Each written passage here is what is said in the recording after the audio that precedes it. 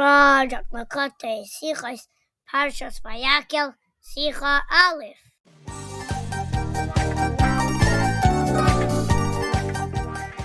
At the end of Hilchos Beis HaBchira, in the Rambam it does say that early in the morning, before dawn every day, the Kohanim inspected the courtyard with 2 torches of fire to ensure that everything was in order.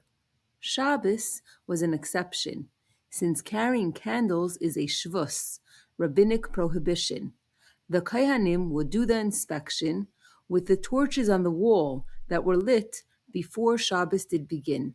However, in the Beis Hamikdash only, a shvus is permitted because the Beis Hamikdash was so holy. So why was it necessary on Shabbos for the Kohanim to change their practice?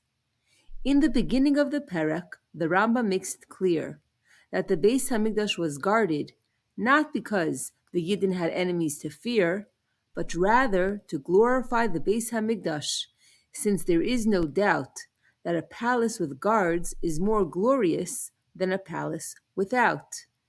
Since the Rambam placed the halachos of the inspection in paragraphs 11 and 12 of the guarding discussion, we understand that the purpose of the inspection was the same. It was to glorify the Beis Hamikdash and Hashem's name. Now that we know the inspection's goal, it only makes sense to do it with heart and soul. For avodah, to break a shvus, would be permitted, but since the inspection was for glory, the use of a loophole had to be avoided.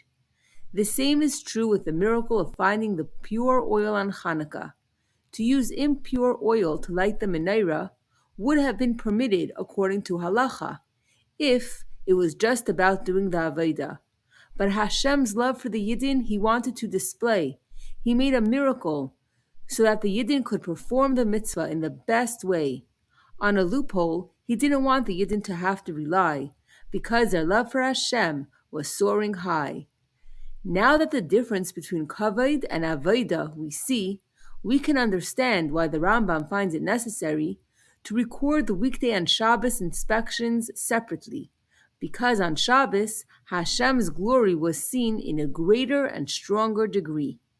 Another explanation for why in the case of inspection, to break a shvus, the Kohanim didn't have permission, is because inspection goes into the category of maintenance and construction, and on Shabbos, only for avodah, to break a shvus, do we have permission.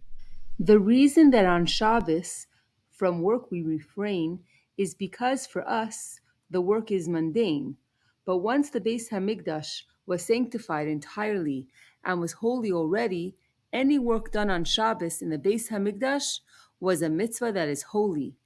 To make the Beis Hamikdash impure is what the Greeks did do. Since the Beis Hamikdash needed to be made holy and inaugurated anew, on the rule that impurity is permitted, they couldn't rely, because when establishing a new sanctity, our best we must try. In the beginning of Hilchos Beis HaBchira, to make a house for Hashem, is the Rambam's wording for the mitzvah. The act of building a chosen house isn't the key. It's the maintenance and glory that is the priority. For the third Beis Hamikdash, we are waiting, but in our homes and hearts, a Beis Hamikdash we must constantly be maintaining. From your mini Beis Hamikdash and mine, may Hashem's glory constantly shine. Shabbos does compare to the era of Mashiach, which is so near.